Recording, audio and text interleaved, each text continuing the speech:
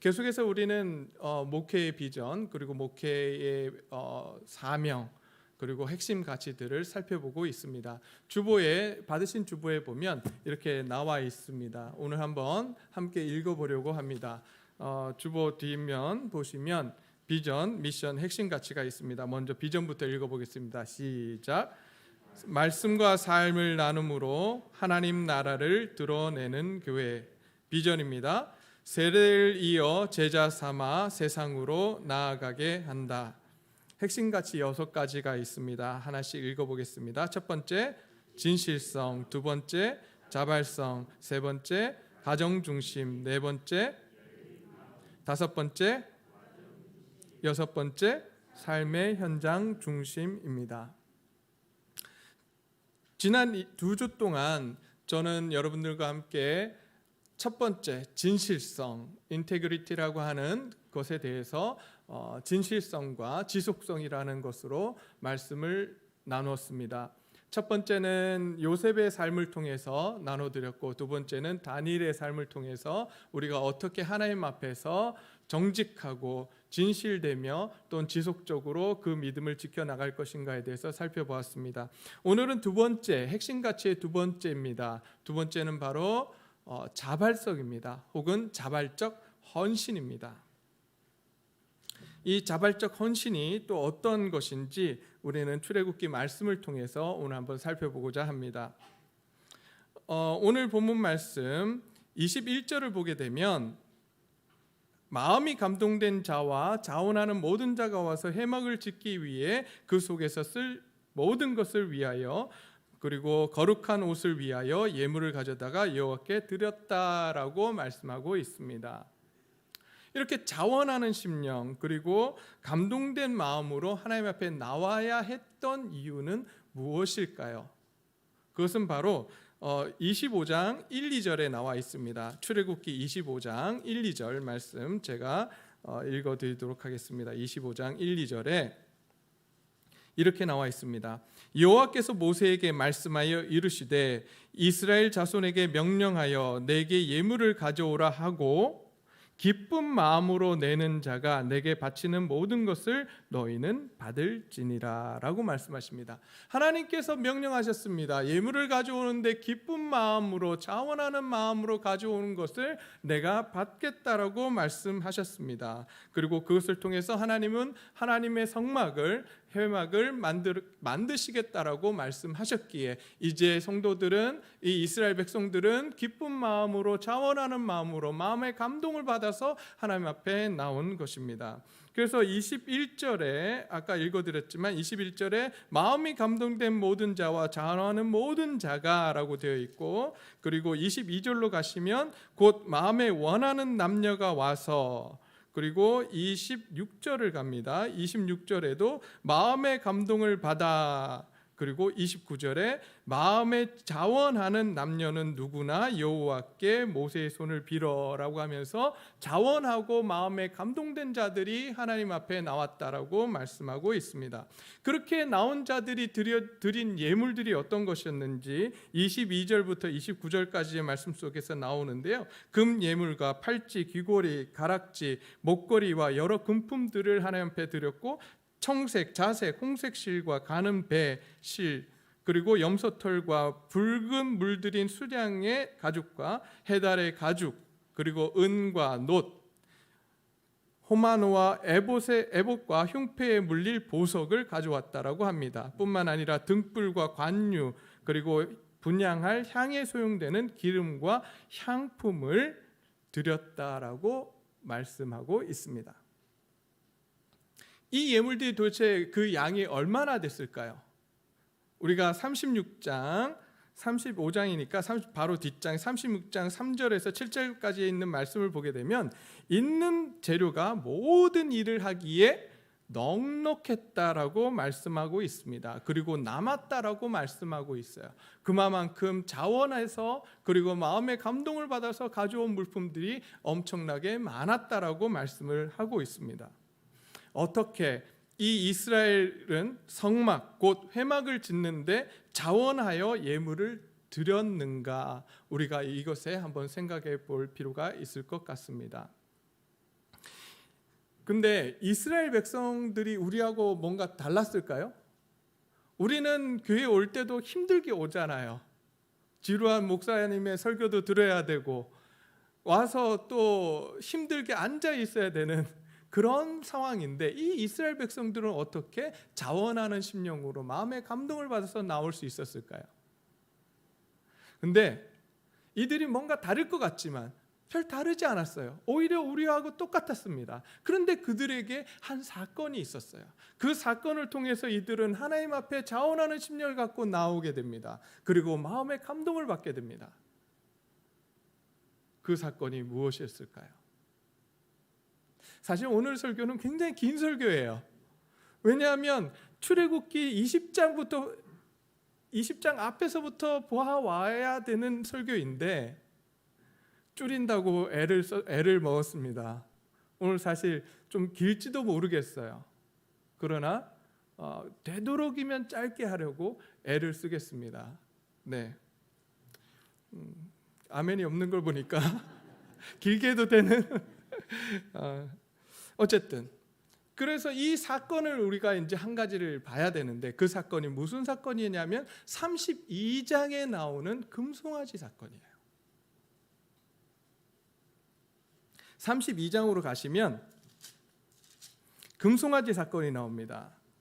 자, 이 금송아지 사건은 어떤 사건이냐면, 이스라엘 백성들이 이집트로부터 출애굽 탈출을 한 이후에 이제 광야에 들어가게 됩니다. 광야 길을 쭉 가다가 세 번째 달 초하루, 첫째 날에 어디에 이르게 되냐면 바로 시내산이라고 하는 곳에 이르게 됩니다. 그 시내산에 이르러서 하나님께서 이 이스라엘 백성들에게 율법을 주십니다. 그리고 언약을 맺으십니다. 그것을 위해서 모세를 시내산 위로 올리시고 40일 밤낮을 모세와 함께 계십니다. 그런데 40일이라고 하는 그 시간이 짧지는 않잖아요. 산에 올라가서 모세가 잘 살아있는지 죽었는지 보고 싶은데 구름이 가려서 그 모습도 확인할 수 없습니다.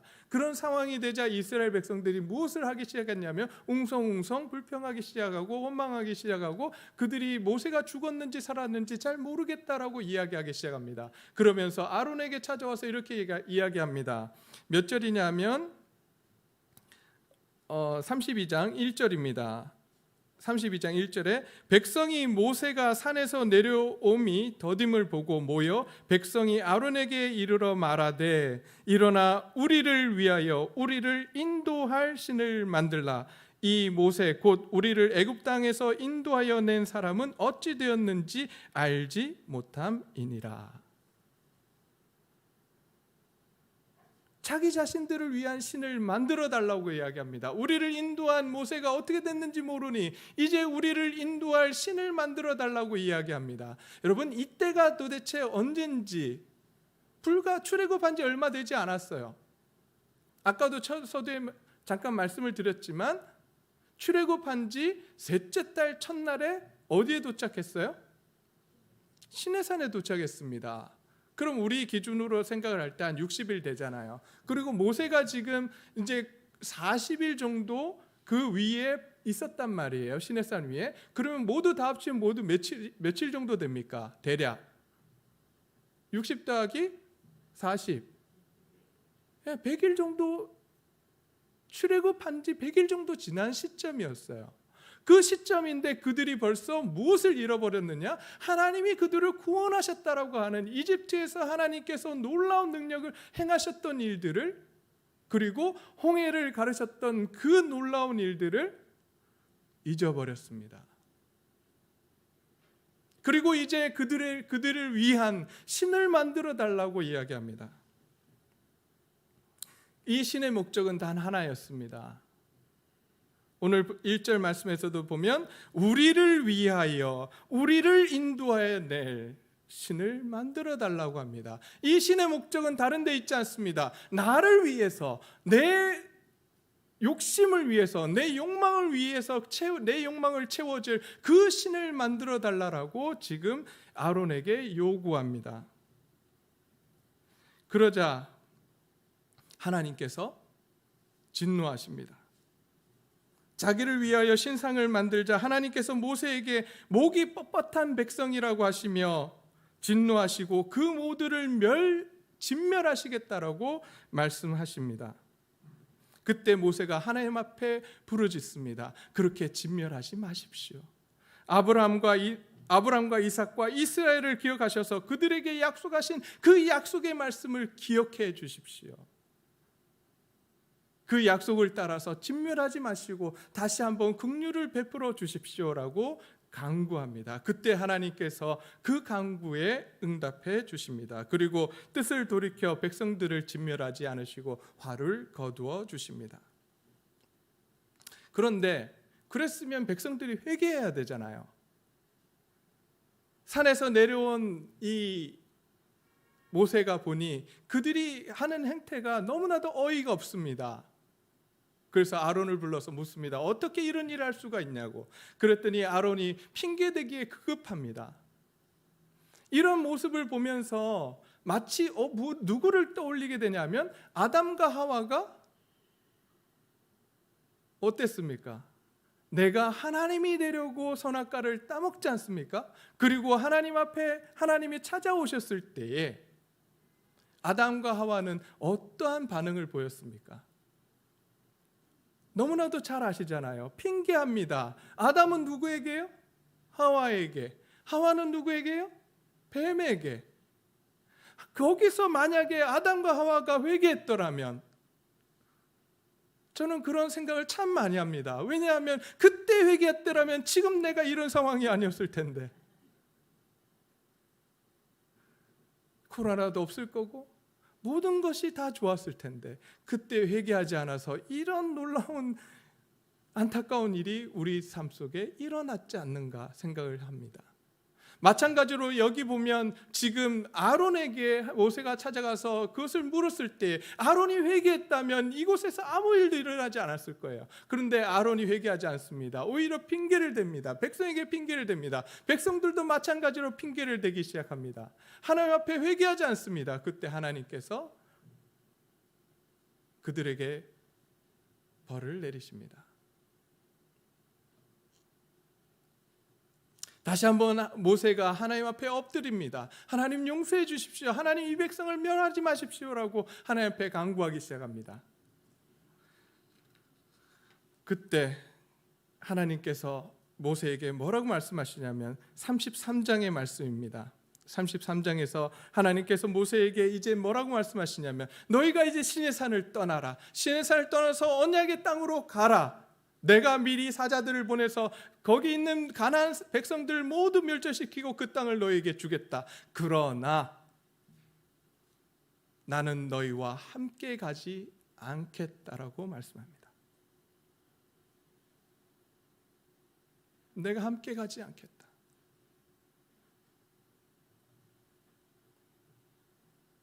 왜냐하면 이 백성은 목이 곧은 백성이라 하나님이 그 길을 가는 중에 도중에 그들을 진멸시킬까 두렵기 때문에 내가 함께 가지 않겠다라고 말씀하십니다. 이 말씀을 듣고 백성들이 슬퍼합니다. 백성들이 이제 하나님 앞에서 슬퍼하며 하나님 앞에 무릎 꿇기 시작합니다. 한 사람도 자기 몸을 단장하지 않습니다. 하나님의 명령을 따라 순종하는 이스라엘로 변화되기 시작합니다. 하나님을 예배하는 백성들이 되기 시작합니다. 그때 모세가 다시 한번 하나님 앞에 간구합니다. 하나님 우리와 함께하여 주십시오. 하나님의 뜻을 돌이켜 우리와 함께 가 주십시오라고 간청합니다. 그때 하나님께서 함께 가시겠다고 다시 약속하시는 말씀이 바로 14절 33장 14절에 나옵니다. 그때 모세가 하나님께서 같이 가시겠다는 그 말씀을 듣고 하나님 앞에 증표를 구합니다. 하나님 내가 이것을 어떻게 믿을 수 있습니까? 하나님 나에게 증표를 보여주십시오라고 간구하자 하나님께서 보여주신 것이 무엇입니까? 너는 내 얼굴을 볼 수 없다. 얼굴을 보는 자는 다 죽을 것이니 하나님께서 뭘 보여주시죠? 모세에게 등을 보여주십니다. 그 사건이 여기서 나와요.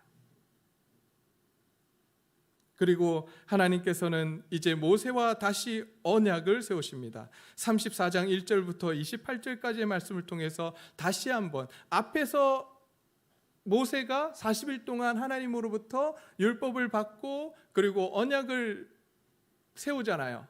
그런데 그 돌판을 갖고 와서 금송아지에 던져서 깨뜨렸단 말이에요. 그래서 다시금 40일을 하나님 앞에 나아갑니다. 두 번째, 다시 한번 하나님께서 모세에게 율법을 주시고 언약을 주시며 십계명 돌판을 새겨주십니다. 그 이후의 말씀이 오늘 35장의 말씀이에요.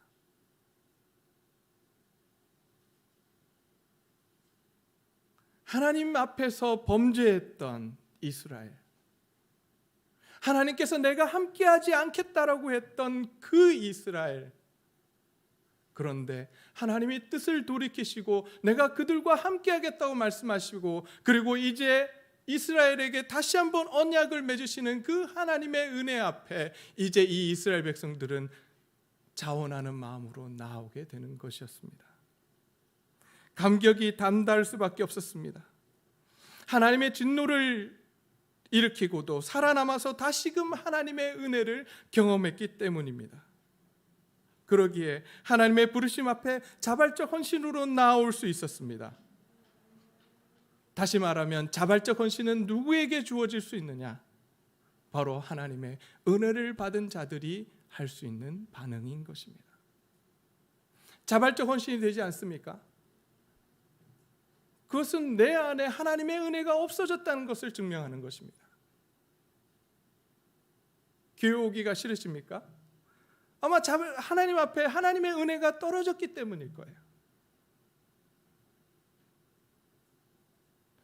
제 설교가 별로 은혜가 되지 않습니까? 저는 은혜가 된다 안 된다 어떻게 아는지 아세요? 잘 모르시죠? 가끔 제 어머니가 그러세요. 넌 많이 은혜 받았어. 그런데 머리 좀 올렸으면 좋겠어. 이거 은혜 받았다는 거예요? 안 받았다는 거예요?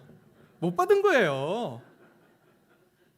은혜 받은 사람이 설교자의 머리가 어떻고 무엇이 어떻고 볼새가 어디 있어요? 하나님의 은혜가 임하면, 내 설교 속에 하나님의 은혜가 있으면 그게 안 보입니다. 누가 보여야 되죠? 하나님이 보여야 돼요. 근데 제가 자꾸 보이는 건 제 설교가 재미없었고 은혜가 안 됐다는 얘기예요. 그래서 참 하나님 앞에 계속해서 기도하고 있습니다. 하나님, 제 설교가 조금 은혜롭게 해주십시오. 그래서 제가 안 보이고 제 말씀, 제 설교 속에 하나님이 드러나시기를 원합니다. 아멘이십니까? 네. 저를 시험 들지 않도록 도와주십시오. 그렇습니다. 자발적 헌신은 하나님의 은혜를 받은 자에게 주어지는 것입니다. 우리가 이제 하나님 앞에 은혜를 구해야 합니다. 하나님, 우리에게 은혜를 주십시오. 그런데 이 은혜는 누구에게 주어지느냐? 그것을 우리가 한번 살펴보기를 원합니다. 오늘 본문 말씀 바로 직전에 하나님께서 35장 1절부터 3절까지의 말씀을 통해서 하나님께서 한 가지를 명령하십니다. 그게 무엇입니까? 안식일이에요. 안식일을 거룩하게 지키라고 명령하십니다. 제가 한번 읽어보겠습니다. 35장 1절부터 3절까지의 말씀입니다. 모세가 이스라엘 자손의 온 회족을 모으고 그들에게 이르되, 여호와께서 너희에게 명령하사 행하게 하신 말씀이 이러하니라. 엿새 동안은 일하고 일곱째 날은 너희를 위한 거룩한 날이니 여호와께 엄숙한 안식일이라. 누구든지 이 날에 일하는 자는 죽일지니 안식일에는 너희의 모든 초소에서 불도 피우지 말지니라. 안식일에 대한 규정을 말씀하셨어요. 근데 여기서만 있는 게 아닙니다. 첫 번째 40일 광야 생활을 들어갈 때에 40일 광야 생활이죠. 40일 그 시내산에서 모세가 하나님과 함께하는 그 40일의 이야기를 시작할 때 제일 먼저 시작되는 말씀이 뭔지 아십니까? 십계명의 말씀입니다. 십계명 가운데 들어있는 중간에 딱 중심을 잡고 있는 말씀이 계명이 뭔지 아십니까? 안식일 계명이에요. 40일의 마지막 부분에 들어있는 말씀이 뭔지 아십니까?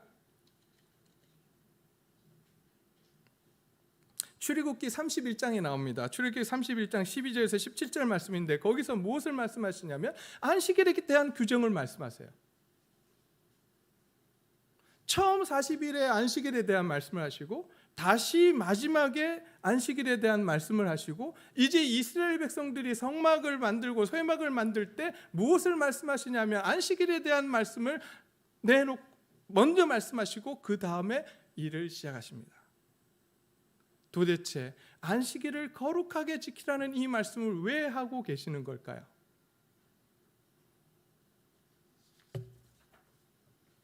안식일은 하나님과 이스라엘 사이의 표징이라고 말씀하셨습니다.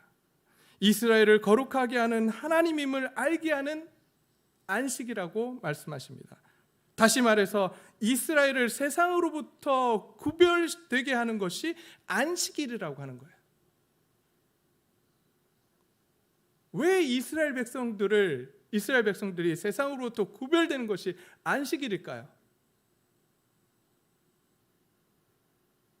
우리는 지금 살고 있기 때문에 안식일이 그 당시에 어떤 의미를 갖는지 잘 모릅니다. 우리가 타임머신을 타고 그 당시로 한번 돌아가 보도록 하겠습니다. 출애굽한 그 당시는 안식일, 곧 쉬는 날이 없었습니다. 365일, 우리가 요즘 한국에서도 많이 쓰더라고요. 24/7이라고 해서 24/7 이렇게 돼 있는 게 무슨 의미냐면 365일 내내 이 이야기를 하는 거거든요. 365일 내내 노예와 종들이 쉬는 날들이 있었겠습니까? 없었겠습니까? 지금 말고요. 그 당시에 없었습니다. 그러면 쉬는 사람들은 누구였을까요? 주인과 귀족과 왕들이었어요. 그들은 일하지 않습니다. 365일 먹고 놉니다. 그런 사회 속에서 지금 하나님께서 말씀하십니다. 너희는 그렇게 살지 말아라. 종이든 노예든 짐승이든 무엇이든지 7일에 하루는 쉬라고 말씀하십니다. 6일 동안 열심히 일하고 하루는 쉬라고 말씀하십니다. 왜요? 하나님께서 쉬셨기에 너희도 쉬라고 말씀하십니다. 하나님의 형상으로 만들어진 모든 인간은 하루를 쉴 권리가 있다라고 말씀하십니다. 여러분, 이 말씀이 그 시대에 그 사회 속에 들어가서 선포되었다면 이것은 급진적인 이야기였어요. 혁명적인 이야기였어요. 그 나라를 뒤집는 이야기였어요. 절대로 용인할 수 없는, 인정할 수 없는 그러한 말씀이었습니다. 그런데 하나님께서 이스라엘 백성들에게 출애굽을 시키시고 명령하십니다. 너희는 세상과 같이 그렇게 일만 시키는 그런 사람들이 되지 말고 하루를 쉬게 만드는, 일주일에 하루를 쉬게 만드는 그러한 나의 백성이 되라고 말씀하십니다. 세상과 다른 가치를 가지고 살아가라고 이야기합니다.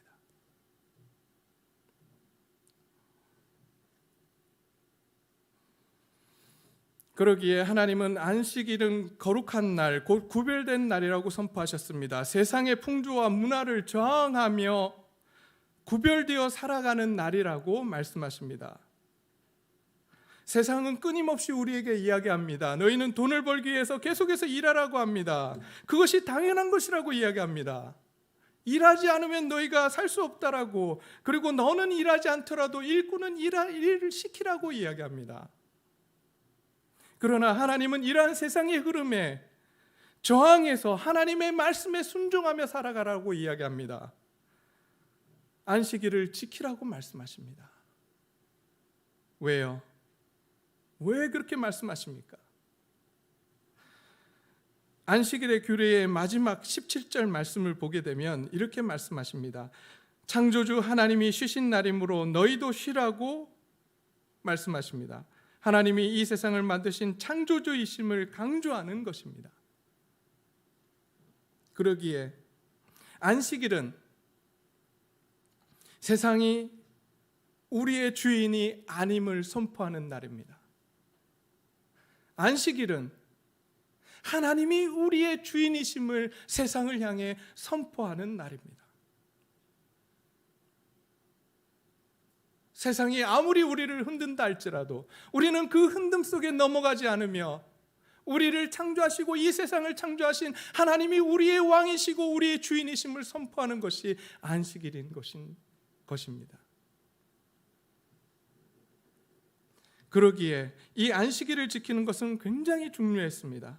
얼마나 중요한지 하나님께서는 안식일을 어기는 자는 반드시 죽이라고 말씀하십니다. 반대로 이야기하면 안식일을 지키는 것은 무엇을 걸고 안식일을 지켜야 된다라고 말씀하시냐 하면 너희의 생명을 걸고 지키라고 말씀하시는 것입니다. 다르게 이야기하면 하나님이 너희의 주인 되심을 지키는데 그것은 너희의 생명을 걸고 지켜야 하는 것이라고 말씀하시는 거예요. 우리의 주인 되신 분이 하나님이심을 너희의 생명을 걸고 지키라는 거예요.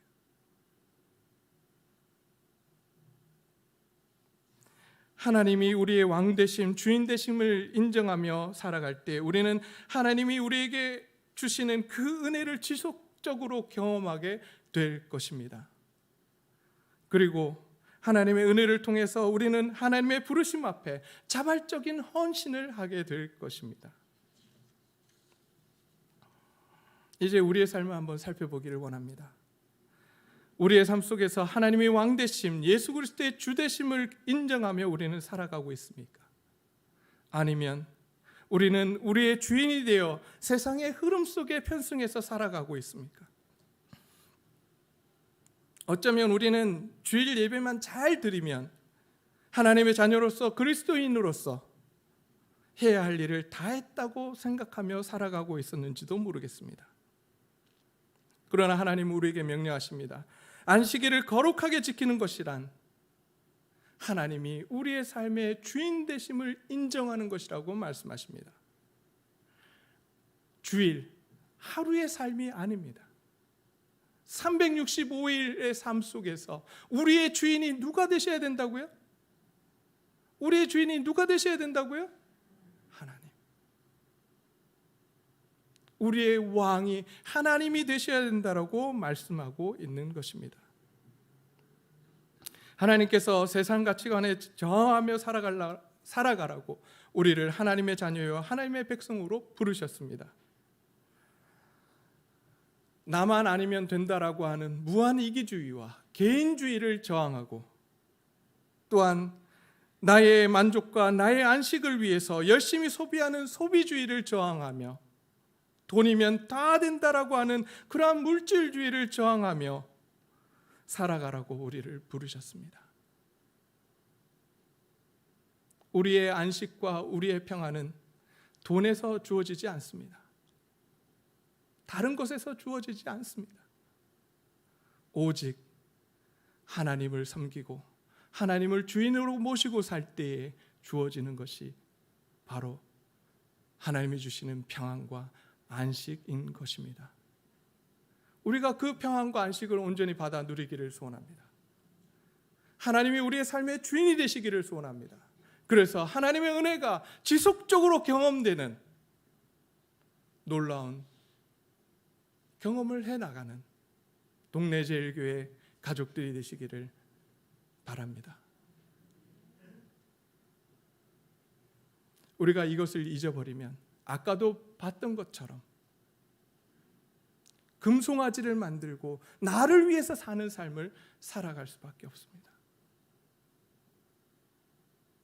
우리가 그러한 삶을 살 것입니까? 아니면 하나님이 원하시는 하나님이 왕 되신 하나님이 주인 되신 삶을 살아갈 것입니까?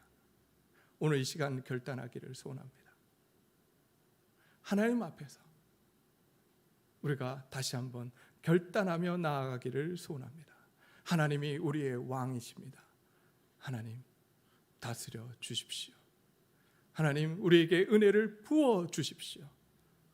우리가 이렇게 간절히 하나님 앞에 기도하기를 소원합니다. 이렇게 우리가 간구할 때 우리에게 은혜를 부어 주십니다.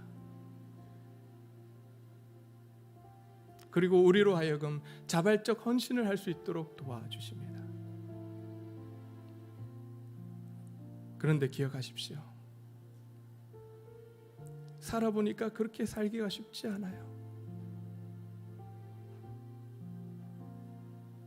목사인 저도 안 돼요.